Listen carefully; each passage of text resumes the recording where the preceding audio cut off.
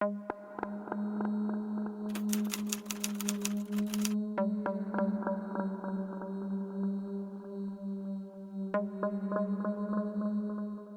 everyone, my name is Jack, and today we're going to look at another horrible case. January 1999. David and Belinda Temple were expecting their second child. Belinda was due to give birth as soon as possible. The doctors predicted labor in a couple of weeks. Like all pregnant women, Belinda was tired very much and quickly, and she still had her son Evan, who also required attention and care. That day, David decided to relieve his wife from household chores and gave her some time for an evening rest. And so that she would not be distracted by anything, he and his son went for a walk in the park. Father and son were having fun. Walking in the fresh air quickly tires and whets the appetite, so after the walk, they went to a cafe to eat a sandwich and drink a Coke. After the cafe, they drove home. David parked the car and noticed that the front door of his house had broken glass. "Evan, I'm going to take you to visit Harlan for a bit, okay?" said David, and without waiting for an answer from his son, quickly led him across the street to a neighboring house where family friends lived. "Why can't we go to Mom's?" asked the son, who could barely keep up with his father. "Mom's in the hospital right now." David couldn't think of anything else to say.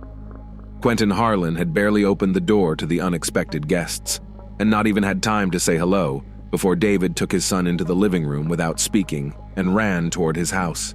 Quentin, not understanding anything, shouted to his wife to look after the child, and himself ran after his silent friend. "What's the matter?" Quentin shouted, but when he saw the broken front door of Temple's dwelling, he realized that David probably didn't know what was waiting for him inside. The house was a mess. All the closets were open, things were scattered on the floor, and worst of all, there were trails of blood on the floor that led to the stairs. Quentin pushed David aside and saw that under the stairs, in the dressing room, Belinda was lying belly down with her arms spread apart and a huge hole in the back of her head. David, apparently out of shock, did not even cry out, did not utter a word, did not rush to his wife's body, but immediately took out his cell phone and dialed the police number. The operator on the other end of the line didn't anticipate the brutality of the murder, so he asked David to check Belinda's pulse and even give her CPR. "What the hell kind of CPR are you talking about? Her head is splattered all over the walls." Police officers immediately rushed to the scene, except they didn't get inside the house for a long time. The Temple family's bull terrier, named Shaq, growled and barked at the unfamiliar uniformed men and seemed about ready to lunge at the police officers. One of the officers even drew his service pistol as David, who had come out of the house, yelled for them to put their guns away and hurriedly took the aggressive dog into the garage. Once inside the house where the tragedy had recently occurred, the police looked around and concluded that the burglars were at work here, who did not know that the mistress was in the house at that moment, and even though she was pregnant, they had no choice but to shoot her and thus get rid of the witness. 1986. Belinda gets a college education in her hometown. Even though her twin sister Brenda left to study at Steve Austin University, Belinda stayed with her parents because in high school, she started dating Marshall Kelmy, who was 3 years older than her and whom she was just crazy about. Her father and mother were against this relationship, at least because of her boyfriend, their daughter would not be able to get a prestigious education and, as it usually happens, would get pregnant early and end up dropping out of even a community college. On this topic, there were many scandals in their home. Carol's mother did not allow her daughter to start a joint life with Marshall and dropped then such a phrase, "He is nobody to you. When you get married, you can move out anywhere, but until then, you have your own house." Belinda was a stubborn girl who always got her way, and she must have taken her mother's words as a wake-up call. Sometime later, at a family dinner, to which Marshall had been invited, despite the inhibitions, the young couple announced that they were to be married. There was a heavy silence at the table. "Well, now that they've decided," Mom gritted her teeth, and they spent the rest of the evening in complete silence. Belinda had actually made the decision herself, wanting to show her parents that she was an adult and capable of making her own decisions. Her boyfriend was not particularly eager for an official marriage, but did not refuse the proposal of his girlfriend. Whether he did not want to offend, or for some other reason, The two young people got married. No, there was no grand celebration. Belinda wore her sister's white dress, called a few friends, and she and Marshall signed, and then just walked around the city, drinking champagne and having fun. The very next day, Belinda packed her things and moved in with her husband, who at that time still lived with his parents, and rent a separate place was not even planned. Official marriage, in fact, did not affect their relationship, and as already mentioned, Belinda did it all just to stop hearing motherly reproaches and become independent. But the taste of this life turned out to be very bitter. Not 6 months later, Marshall began to spend little time at home, saying he was working late, but was actually with another woman. Belinda found out when she noticed that her husband was acting strangely. One day she waited until his workday was over and followed her husband, and that's when it all came to light. Marshall was walking hand in hand with some strange woman, most likely with his colleague. The deceived wife did not organize any fights and jealousy scenes, but simply packed her things and returned to her mother. The guilty Marshall hung around the doorstep of her house for a long time, often calling on the phone, trying to beg her forgiveness, but Belinda was unshakable and too proud to forgive the young man. They were soon divorced. 1998. Belinda is already pregnant with her second child, but still works part-time at the school. The children listen to her half-heartedly, respect her for her fairness, and even a little afraid. Belinda herself is worried that because of her pregnancy, she will miss the basketball competition between schools, and she will not be able to prepare the team well, because her colleague, Richard Bachman, does not care about her team and children in general. He has confessed to her so many times that if he had another job, he would have given up being a teacher long ago. Belinda disliked this attitude and could not understand how this flabby and fat 40-year-old man was still in his position. Belinda was not one of those teachers who turned a blind eye to student absenteeism. So when she noticed that one of her students, high school senior Riley Joe Sanders, had been absent from class for months, she immediately reached out to her colleagues.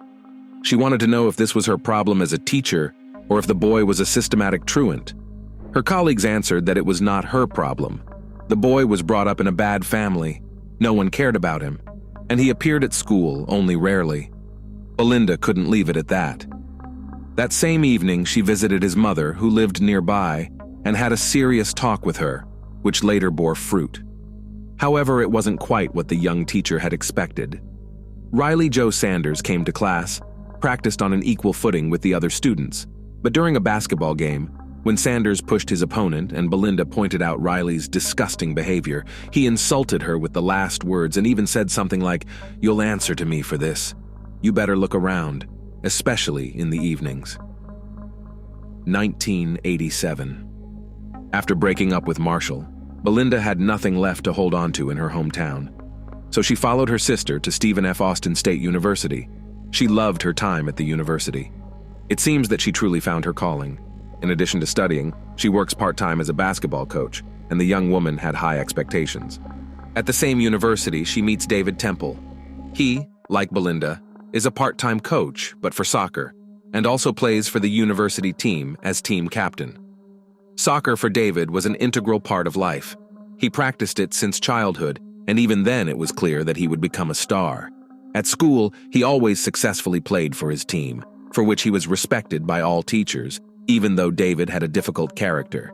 He could easily insult anyone or even beat up, but he got away with it all. Being on the field during the game, he would start with half a turn, and then could not calm down for a very long time. Later, however, one of the players on his team said that David's aggressiveness is due to the fact that he takes steroids. With Belinda, David behaved completely differently, turned into a caring guy who literally could carry his queen in his arms. With one amendment, as soon as someone smiled in the direction of his beloved, as David immediately turned on and tried to clarify the relationship on the fists. Belinda also came to the taste, and David's parents, they literally idolized her. They really liked that she, as well as their son, crazy about sports, which means they have a lot in common. But her twin sister, and in principle Belinda's friends, from this union were, to put it mildly, not thrilled. The whole point is that before meeting David, they knew Belinda as a strong-willed and independent personality, And in this relationship, she changed a lot, became constrained, quiet, humble. It seemed that her whole life was built around pleasing David. In addition to all of this, being in this toxic relationship, Belinda became distant from her family. Calls to her parents became less and less frequent, and trips home, whether for vacations or weekends, stopped altogether. Who in the family could like this? Closer to graduation, the couple got themselves a bull terrier and named their pet, Shaq. And after receiving their long-awaited diplomas, David and Belinda got married. 1999. The police began to examine the crime scene. How could the burglar get into a house guarded by such a vicious dog? In fact, how could the perpetrator distract the bull terrier that prevented the police from making a step into the Temple yard? Then they turned their attention to the front door. The glass was broken, as if the perpetrator had tried to open the lock from the inside, but in that case, the shards of glass would have been near the threshold. But here they were in the distance, to the right of the entrance. So the glass was broken when the door was unlocked. Why would they do that? In the living room, there was a box on a nightstand, with a toppled TV lying on the floor beside it. The policeman opened it. Inside lay earrings, rings, a chain, in appearance resembling gold. Also not clear why the robber did not touch the jewelry.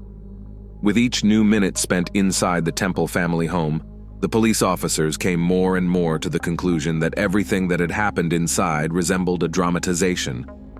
They knew from experience that in a robbery, the criminal takes absolutely everything he can find and carry away. And here, as it seems, nothing was even taken. And then there was that dog that wouldn't leave their minds. Something was clearly wrong here. As for the murder, the shot was fired in the back of the head, presumably with a 12-gauge shotgun, while the victim was kneeling with his back to the killer.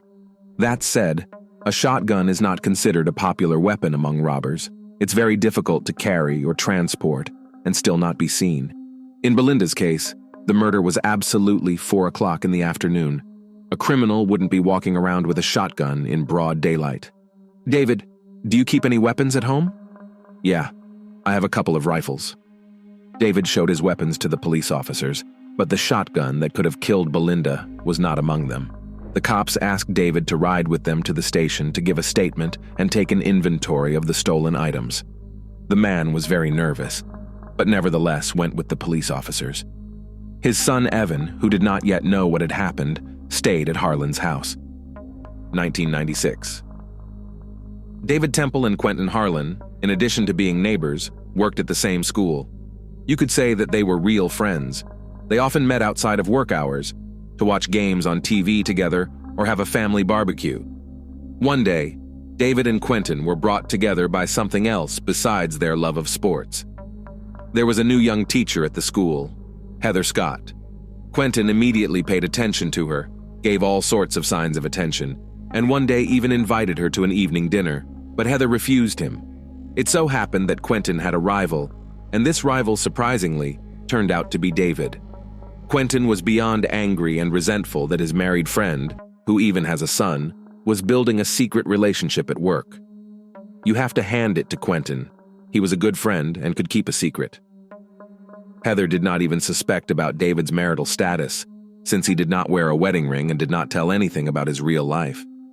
Moreover, outside the walls of the school, David and Heather behaved like a happy couple, and it was noticed by the whole teaching staff of the school. Belinda knew nothing about David's second life. Once she talked to Quentin and revealed to him that she suspected her husband of cheating, but Quentin, of course, dissuaded the suffering wife. "You have a vivid imagination. David is your husband and a great family man. How could you think such a thing?" And there was much to think about.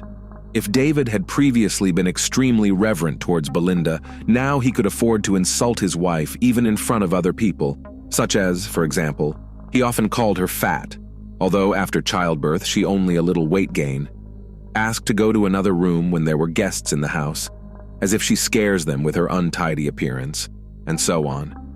Belinda, instead of having a serious talk with her husband on the subject, accepted this attitude toward herself, but cried at night, and felt deeply unhappy as a woman. In parallel, all the while, David was enjoying his new relationship with Heather. 1999. The police suspected David, but they couldn't prove anything.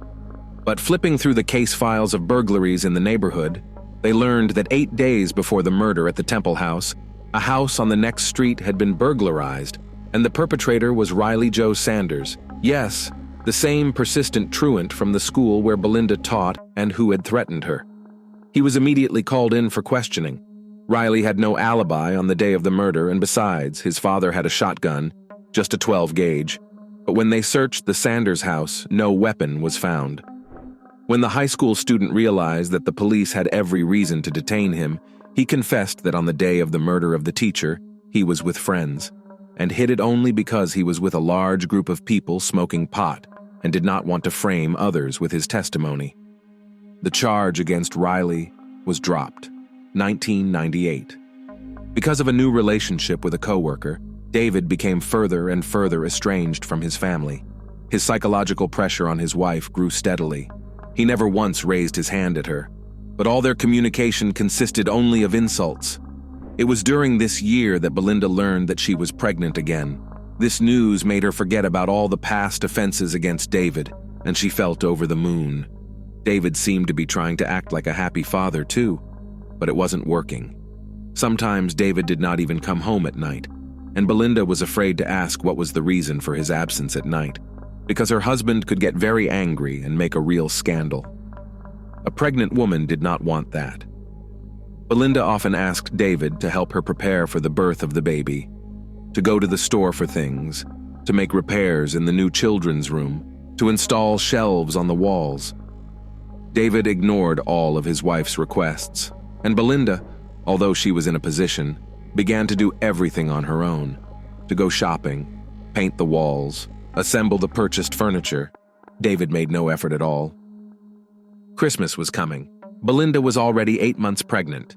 She decided to discuss with her husband what they would give each other, but David suggested that they should not give gifts together this year, and that the money saved would be better spent on the baby that was about to be born, especially since the doctors had warned the expectant mother that she might go into premature labor and the baby might be born before the new year. Christmas came. Although the spouses had agreed not to give each other anything, David never gave Belinda anything, not even a nice little thing. Moreover, he suddenly packed his things and said that all the New Year's holidays will spend with friends on the hunt. Belinda told her sister about it, and she dropped all her plans to come to her so that Belinda would not feel abandoned. And as the doctors warned, labor could begin at any moment. David, of course, wasn't on any hunting trips with his friends. He spent the holidays with Heather, whose neck was decorated with a gold necklace, a gift from Temple for Christmas. 2007. It seemed that David Temple has almost forgotten about the murder of his wife, as if in his life no Belinda Temple had never been. He did not care about the fact that from the moment of the murder has passed 5 years and the culprit has not been found. He married Heather in 2001, and the two of them raised Evan, but back in 2004. In November, there was a knock on his door. On the doorstep stood police officers who, handcuffing David, informed him that he was being held on suspicion of the murder of Belinda Temple. David, as before, denied everything. David's trial did not begin until 2007. According to the investigation, the motive for the crime was his new love affair with Heather. Interviewed colleagues of David said that more than once during Belinda's pregnancy, heard him bragging about how he easily exchanged his fat and pregnant wife for a young and beautiful Heather. According to the prosecution's version, David killed Belinda immediately after she came home from work because the young woman was found in her work uniform and work shoes. He then initiated the robbery by throwing things around the house and quickly drove to the park with his son, which provided an alibi. The prosecution also added such facts that nothing was stolen from the house, and there was a vicious dog in the yard that would not let any stranger into the house. The murder weapon was probably dropped by David in the rice paddy, as there were witnesses who saw David's car stopped near the paddy and only Evan was in the car at the time. However, the shotgun was never recovered in that area. Heather's testimony was that before the murder of Belinda, their relationship with David was not considered serious, and she did not even love him. These words Temple certainly did not like and introduced confusion into the jury's decision. Could David kill his wife for the sake of a non-serious relationship? Or Heather is lying, trying to save her husband in this way? In November 2007, David was sentenced to life in prison. 2009. A friend of Riley Sanders goes to the police to clear his conscience. From his words then, a few years ago, Riley told him how he took his father's shotgun with the intention of robbing the Temple family home, and thereby teaching his teacher a lesson about his mother's truancy at school. And he really almost managed to enter the house, but at that moment, a bull terrier ran out of the garage, and Riley shot at the dog, but did not hit, and afraid that the sound of shotgun fire would attract the neighbors, quickly ran away from there. This testimony was submitted to the court. A review of the case began. In the meantime, David was released from prison on bail. Heather had no intention of being the wife of a man who had spent so much time in jail and was not sure how much longer he would spend in jail. She filed for divorce. It took the jury a long time to decide what kind of punishment David deserved. It was when Temple was free, and the court had not yet decided his sentence that the pandemic began. It wasn't until 2023 that the case was revisited. David was found guilty after all. He was sentenced to life in prison with parole after 17 years. His son Evan, while the trial was going on until the last moment, did not believe that his father was capable of such a cold-blooded murder, and throughout the trial, supported him to the last moment. Thanks for watching, guys. That was Jack with you. Subscribe to the channel. There are many shocking stories ahead.